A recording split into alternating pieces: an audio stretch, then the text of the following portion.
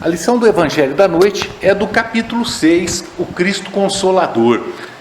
Esse capítulo é o seguinte: o Evangelho segundo o Espiritismo é a terceira obra da codificação espírita. A codificação da doutrina espírita, ela tem por estrutura, por base, 5 obras. A primeira foi o Livro dos Espíritos, em 1857. A segunda foi o Livro dos Médiuns, em 1861.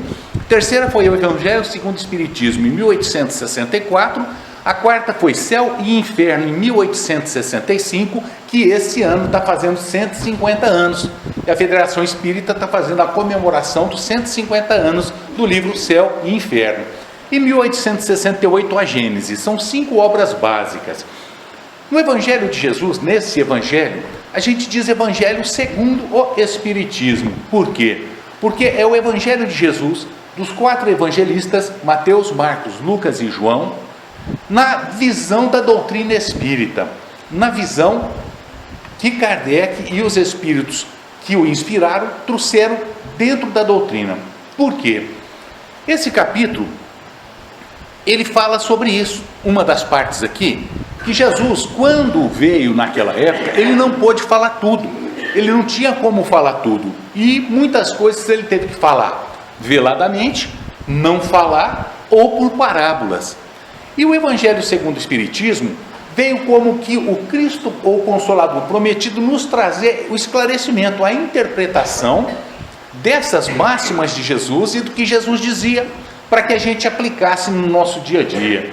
E se notarmos, nós vamos ver que o Evangelho de Jesus, até hoje, ele vige e vai por muitos e muitos séculos. Por quê? Porque nós estamos aplicando hoje o que Jesus falou há 2000 anos, e vamos aplicar muitos e muitos e muitos séculos ainda. O Evangelho segundo o Espiritismo, ele é feito da seguinte forma: ele tem as máximas de Jesus, as máximas dos evangelistas, tem uma explicação do Allan Kardec depois das máximas, e depois nós temos as instruções dos Espíritos. As instruções dos Espíritos são mensagens que os Espíritos mandaram de todo mundo. Aqui na introdução do Evangelho já fala que naquela época mais de 1000 centros espíritas já tinham espalhado pelo mundo. A gente diz, mas como? 1864, no começo da doutrina espírita? Sim, porque o primeiro livro é de 1857. Em 7 anos se expandiu por todo mundo essa doutrina, e mais de 1000 centros mandaram as mensagens. Kardec as conferia, via dentro da sua racionalidade, colocava por ordem de assunto, numa ordem lógica dos assuntos. E nesse capítulo nós temos o jugo leve, nós temos o Consolador prometido, que são discorridos por Kardec. E depois nós temos as instruções dos Espíritos, que é o advento do Espírito da Verdade. E esse capítulo, ele tem uma característica que os outros não têm. Todas as mensagens desse advento do Espírito de Verdade foram escritas por Jesus. O Jesus Cristo. Aquele se denomina Espírito de Verdade, mas se nós virmos essa segunda parte, todas as mensagens, ela diz na primeira pessoa do singular: eu venho, eu vos digo, em verdade vos digo, eu já trouxe. Então é Jesus. Teve muito tempo uma celeuma, mas Jesus não é Jesus? É sim, porque está na primeira pessoa e é Ele que está falando. Então nós temos nesse capítulo isso. E a primeira lição desse capítulo é o jugo leve. Mas o que nos diz o Evangelho de Jesus? Pelo Mateus, capítulo 11, versículo 28 a 30. Nos diz: vinde a mim, todos vós que estáis aflitos e sobrecarregados, que eu vos aliviarei. Tomai sobre vós o meu jugo e aprendei comigo, que sou brando e humilde de coração, e achareis repouso para as vossas almas, pois suave é o meu jugo e leve é o meu fardo. Mateus capítulo 11, versículos 28 e 30. O que é o jugo? Aqui, como nós estamos no interior do Tocantins, na atividade, muitas pessoas sabem que o jugo é aquele pedaço de madeira grande, pesado, que se coloca na cabeça dos bois para puxar o carro de boi. Aquilo é um jugo, é aquela madeira, aquilo pesa. É uma coisa que tem que ter muita força para carregar. Só que esse jugo que Jesus nos fala, ele é leve. Porque qual é o jugo de Jesus? É a observância das suas leis. Quais são essas leis? As leis de Deus, que ele resumiu todas em 2. Quando Moisés veio, há 3.300 anos, Moisés trouxe 612 artigos no Pentateuco mosaico, que são 5 obras. Nós temos Gênesis, Êxodos, Levítico, Deuteronômio e Números. São as 5 obras de Moisés. Moisés trouxe a ordem. Moisés trouxe vamos dizer assim, uma mensagem de disciplina e de ordem para aquelas pessoas que estavam sendo trazidas do Egito como escravos, porque estavam escravizados no Egito, para a terra prometida, para Canaã. Então Moisés tinha que usar da dureza, porque Moisés veio trazer o povo para sua terra de volta, os hebreus, e também a ideia do Deus único, porque naquela época eles adoravam a vários deuses. Isso é o politeísmo, são vários deuses. Então os hebreus, como escravos no Egito, eles eram politeístas, e Moisés veio trazer a mensagem do Deus único.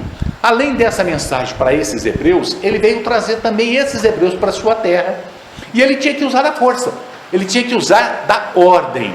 Então ele escreveu essas obras, são 612 artigos, que no livro Levítico tem as penas, pena de morte, para a pessoa que faz o mal para alguém, que se dizia olho por olho, dente por dente, ou seja, se alguém me furtar alguma coisa, se alguém me bater, se alguém me matar ou matar um filho meu, eu tenho o direito de matar o filho dessa pessoa.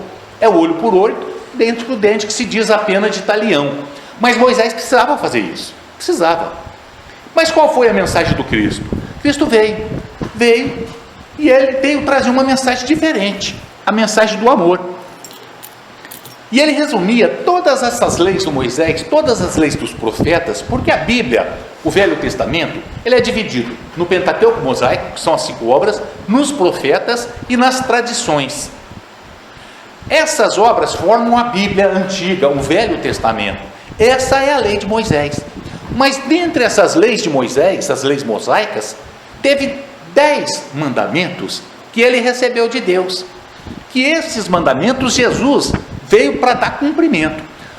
Porque Jesus, quando veio, trouxe a mensagem de amor. E ele dizia: vos disseram, olho por olho, dente por dente. Mas eu vos digo, se alguém te bater na face direita, dê também a face esquerda. Se alguém pegar a sua túnica, dê também o seu manto. Se alguém pedir para que você caminhe 1000 passos com ele, caminhe 2000 passos. Então ele veio como que as leis de Moisés, aquelas leis duras e cruéis, revogar. Mas ele veio dar cumprimento e seguimento às leis de Deus. Quais são? Os 10 mandamentos, que Moisés, lá no Monte Sinai, os recebeu. E quando Moisés desceu lá do monte com as 2 tábuas com os 10 mandamentos, o que ele encontrou?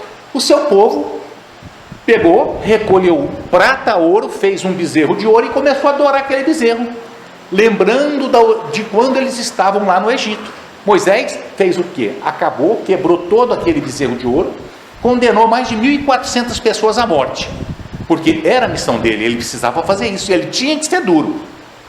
Mas a humanidade vai amadurecendo, e nesse amadurecimento nós já estávamos, porque aquela humanidade que estava na época de Moisés, de Cristo, somos nós mesmos, ou nós achamos que são outras pessoas? Somos nós, evoluindo, crescendo para a luz. Então nós já estávamos preparados para uma nova mensagem, essa mensagem de amor de Jesus, que revogou as leis de Moisés dos 612 artigos em que se mandava que matasse. Ele mandava e pregava o amor, resumindo em 2 mandamentos que estavam escritos inclusive no Velho Testamento: amar a Deus sobre todas as coisas, de todo o seu coração, de todo o seu entendimento, de todo o seu espírito. E o segundo, amar ao próximo como a ti mesmo. E ele disse que o doutor da lei, aí estão todas as leis, todos os profetas. Isso que disse Jesus. Esse mandamento, tudo aquilo foi resumido em dois mandamentos. Então Jesus veio trazer essa mensagem de amor. Ele trouxe essa mensagem de amor e ele dizia nessa aqui que o jugo dele é leve, desde que se observe a lei dele. Essas leis que são de Deus. Amar o próximo como a ti mesmo. É simples, mas é difícil. É difícil, porque nós temos desavença com o nosso próximo. Nós temos ressentimentos que nós trazemos bem de anteriormente ou também angariado agora nessa vida. Nós temos sofrimento que nos foram causados pelo nosso próximo, que nós nos lembramos, e temos sofrimentos atuais que os próximos nos causaram e que nós lembramos. Então é difícil perdoar. Quem consegue perdoar integralmente? Quem consegue quando chicoteado, quando com uma coroa de espinhos, quando com pregos nas suas mãos, quando vestido e zombado pelos romanos e escrito na cruz, Jesus Nazareno, Rex Judeus, que é INRI, no auge da sua dor, quando pediu água, lhe deram vinagre, espetaram seu abdômen para que ele morresse mais rápido, e esse homem, no final da sua vida, no auge do seu sofrimento, que ele disse: Pai, perdoai-os, eles não sabem o que fazem. Será que nós seríamos capazes de fazer isso com os nossos inimigos? Porque todos foram inimigos de Jesus naquela época. As pessoas que o aplaudiam no domingo de Ramos, pondo ramos para que ele passasse em cima do burrico, ovacionando, batendo palma, gritando: meu mestre, meu Messias, o enviado, foram as mesmas pessoas que o indicaram como criminoso. Aquelas mãos que o aplaudiram foram as mãos que o indicaram para que fosse crucificado no lugar de Barrabás. Pilatos ainda deu uma alternativa para aquele povo, dizendo: quem vocês querem que eu solte? Jesus ou Barrabás? Quem é que o povo escolheu? Aquela turba enfurecida, Barrabás. Então aquela mão que o aplaudiu, aquelas pessoas que demonstravam um suposto amor, foram as mesmas mãos que o acusaram e que o mataram. E ele os perdoou. É o perdão incondicional. E esse homem veio trazendo uma nova visão de humanidade, a visão do amor. E ele foi tão grande, mas tão grande, mas tão grande, que ele não coube na história da humanidade. Ele dividiu a humanidade em duas, antes e depois dele. Da grandeza desse homem que perdoou seus inimigos incondicionalmente, sem condição. E ele o fez. Só que ele não podia dizer tudo. E nessa segunda parte, que é o Consolador prometido, ele diz: se me amai, guardai os meus mandamentos, e eu rogarei ao meu Pai, e ele vos enviará outro Consolador, a fim de que fique eternamente convosco, o Espírito de verdade, que o mundo não pôde conhecer, porque não o vê e absolutamente não conhece. Mas quanto a vós, isso ele estava dizendo para os seus apóstolos, conhecê-lo-eis, porque ficará convosco e estará em vós. Porém, o Consolador, que é o Santo Espírito, que meu Pai enviará em meu nome, vos ensinará todas as coisas e vos fará recordar tudo o que tenho dito. Mas a gente fala: mas como? Por que Jesus não podia dizer claramente tudo naquela época? Se nós dissermos aqui dentro do nosso centro espírita, que existem cidades do lado de lá, que tem Airbus, aqueles ônibus que voam sem rodas, nós acreditaríamos? Algum de nós acreditaria? Que tem fontes luminosas, cascatas, cidades com casas cheias de varandas, de jardins para albergar as pessoas, hospitais com medicamentos e com equipamentos muito mais modernos do que os nossos? Muitos não acreditariam. Hoje, 2015, que dirá no ano que Jesus veio, há mais de 2000 anos, se ele dissesse, mas ele deixou velado, mas com uma ponta da verdade: a casa do meu Pai tem várias moradas. As várias moradas da casa do seu Pai, ele dizia, tanto moradas esféricas, as esferas da nossa terra, os planos da nossa terra, quanto as moradas do universo, mostrando que Deus é muito mais do que nós imaginamos, mostrando através desses ensinos, e que foi nos mostrado pela doutrina espírita, que é o Consolador prometido, que a humanidade não se encontra só na terra. Essa nossa humanidade é mínima, é um cisco de areia perto da verdadeira ou da grandeza da humanidade e do universo. Nós já paramos para pensar? No seu Suberto, na palestra dele, ele disse que foi constatado já pela ciência mais de 100 bilhões de sistemas solares na nossa galáxia. O sistema solar nosso tem 8 planetas. porque era o Plutão, caçar então são 8, eram 9. Nosso sistema solar, 8 planetas. 1 bilhão de sistemas solares, 100 bilhões de sistemas solares. 10 sistemas solares com 8 planetas são 80. 100, 800, 1000 são 8 mil. 1 milhão são 8 milhões. E daí vai. Será que só a Terra tem gente? Será que só a Terra é habitada? Será que Deus fez isso tudo, esse mecanismo perfeito que é o universo, para que nós possamos agora, numa noite bonita, com as estrelas, olhar para brindar os nossos olhos? Ou é muito mais que isso?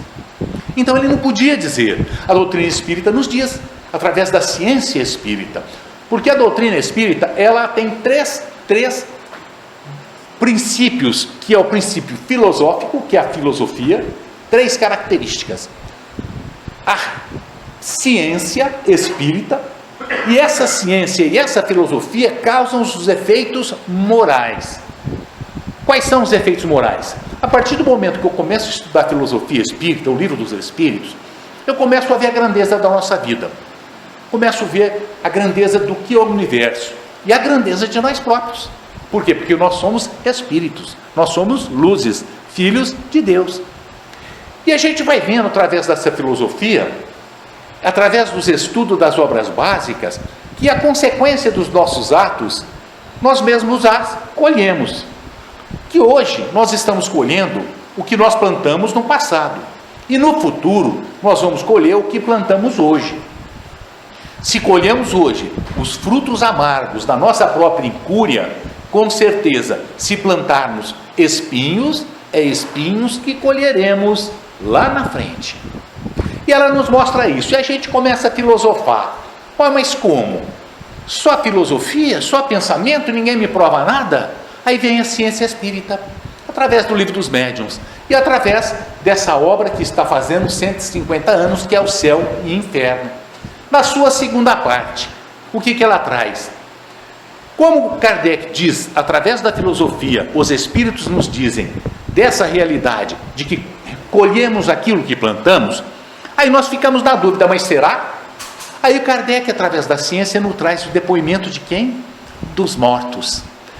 Depoimento daqueles que já partiram, daqueles que andaram com retidão aqui na terra, daqueles que não andaram com tanta retidão, daqueles que partiram pelas portas do suicídio, daqueles que partiram pelos meios cruéis, dos criminosos e dos bondosos. Traz o depoimento pessoal dessas pessoas, desses espíritos, na segunda parte do Céu e Inferno. E a gente começa a pensar pela filosofia.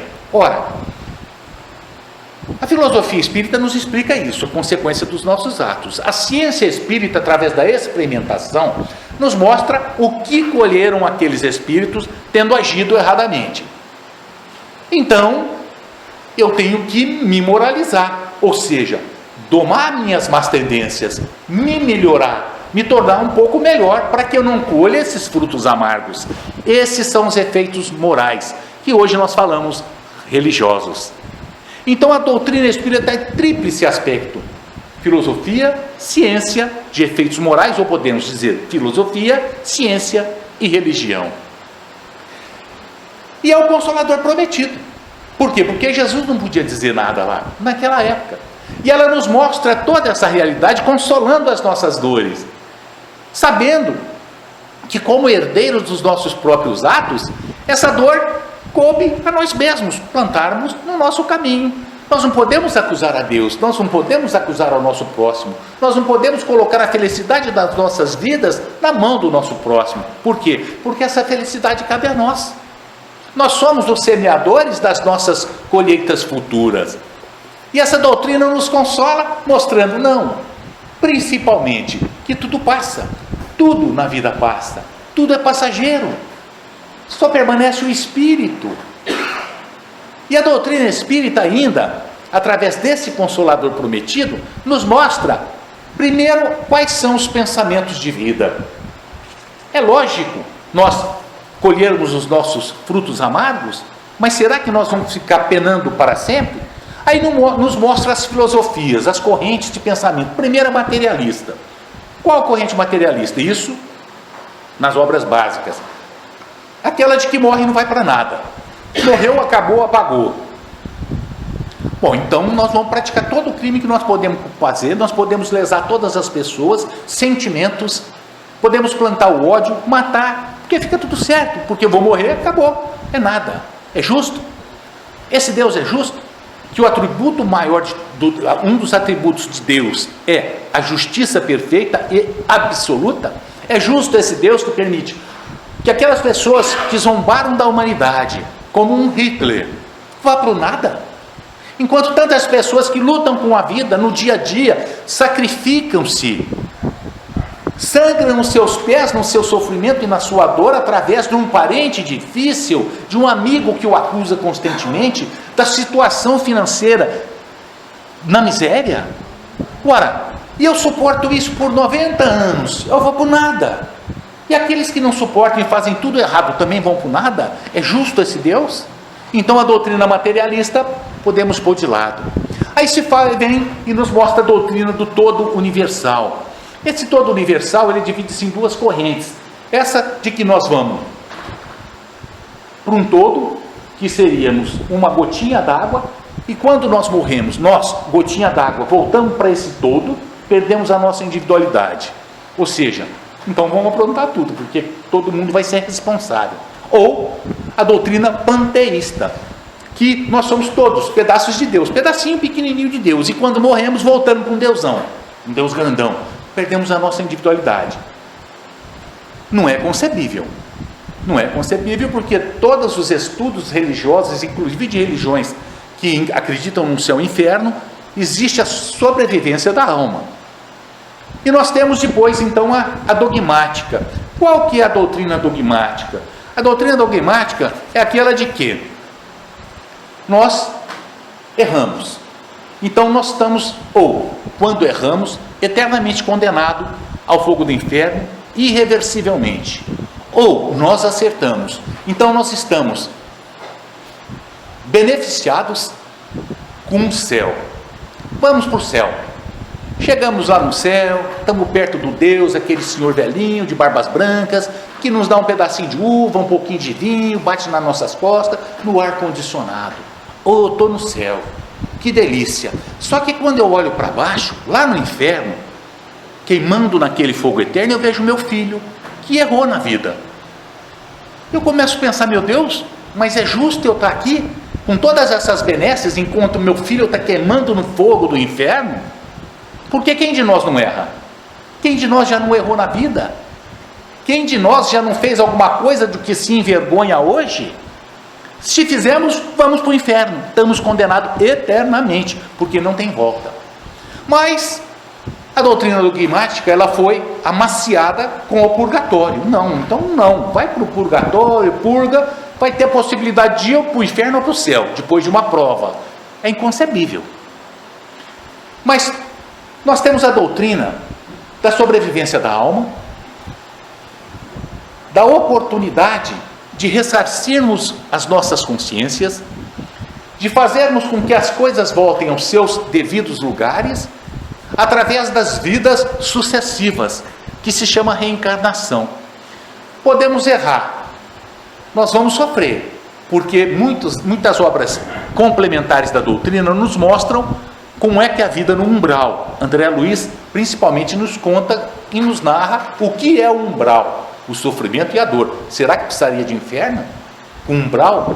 Só que tem uma coisa, esse umbral é passageiro.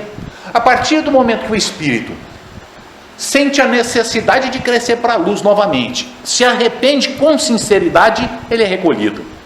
Praticamente todos nós assistimos o filme Nosso Lar de André Luiz. Então a gente vê quando ele se virou para Deus, realmente ele se arrependeu, realmente ele se tornou, naquele momento, mais humilde, estava o socorro ao seu lado, a oportunidade de um recomeço. Quais destas doutrinas que nós devemos nos consolar? Obviamente, como nos diz o Consolador Prometido, que é a lição da noite, a doutrina da sobrevivência da alma com a oportunidade de readequação da nossa consciência com ela mesma. Por quê? Porque Deus não pune, mas também não absolve. Não é Deus que nos condena, somos nós próprios.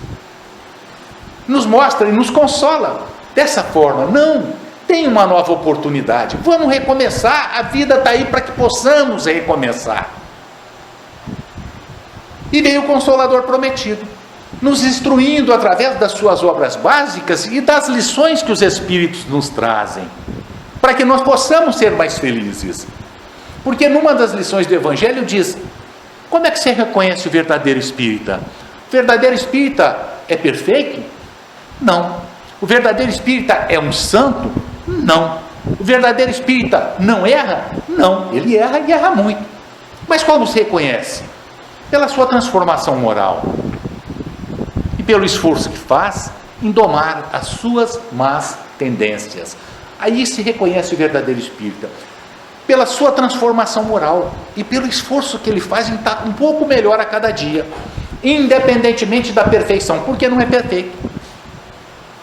Inclusive, há algum tempo foi perguntado, há muitos anos foi perguntado para Francisco Cândido Xavier, falou: Chico, então nós temos uma religião que nós somos superiores aos outros, espírita, né, está acima de tudo. E falou: não, quem é espírita é porque é muito mais devedor. Então, quanto mais devedor é, mais Deus nos dá um instrumento para que a gente possa sofrer menos. E através dessa lei, de uma lei natural, que é a lei da reencarnação. A reencarnação é uma das leis que o Consolador prometido, que é a doutrina espírita, nos traz e nos informa a respeito dessa reencarnação. Obrigado, Sr. Professor. O que nós não fizemos hoje, nós vamos fazer amanhã, só que muito mais dolorido. Agora, tem muitas pessoas que pensam de uma forma errada, dizendo: ora, já que eu posso fazer amanhã, então para que eu vou trabalhar hoje? Para que eu vou melhorar hoje? Para que eu quero as coisas boas hoje? Não, deixa para amanhã. Sim, mas hoje nós sabemos as condições em que nós nos encontramos, nós conhecemos as pessoas que estão às nossas voltas, nós sabemos os nossos colegas de trabalho, nós sabemos das nossas deficiências físicas, das nossas deficiências morais, e nós sabemos aonde nós nos encontramos e com quem vivemos. Será que amanhã as condições serão as mesmas? Por pior que achamos que as nossas condições estejam ruins, elas podem piorar, se nós não nos realinharmos com o nosso próximo, que nos mostra o Consolador prometido, que através dessa lei, nós estamos com as pessoas do mesmo círculo que estivemos anteriormente, para que nós podemos exercitar o quê? O amor. Nós estamos juntos para exercitar o amor. É a lei do amor trazida por Jesus. É um parente difícil? Ótimo, ele não é meu parente difícil, ele é meu professor, porque ele está me ensinando a paciência, ele está me ensinando e me exercitando na misericórdia, na tolerância. É um professor. E com isso a gente vai vendo a claridade que nos traz esse Consolador prometido. E essa lei da reencarnação não foi a doutrina espírita, ela é estudada há mais de 5, 6, 7, 8 mil anos. Desde as tradições védicas que eram faladas, depois há 1700 anos antes de Cristo, foram passadas para os livros, desde os egípcios, que se fala os textos das pirâmides, em que os faraós acreditavam na vida depois da morte de uma forma deturpada, mas acreditavam que se acredita na reencarnação. Não foi a doutrina apenas nos esclarece, como educadora, porque a doutrina espírita ela é o quê? Consoladora, mas é também educadora. E o maior dos consolos: e se um parente partiu, um ser amado foi para outro lugar? Acabou? Morreu? Se for pelo pensamento materialista, acabou. Se for pelo todo universal ou panteísta, acabou. Se for pela dogmática, nós sabemos que os nossos parentes não são perfeitos, erraram, então estão no inferno. Mas a doutrina espírita nos explica: não, eles estão em outro plano. Eles apenas perderam a sua roupagem física, mas não deixaram de existir, porque o espírito é imortal. E como Consolador prometido, ele vem e nos fala: mãe, eu estou vivo. Filho, eu estou viva.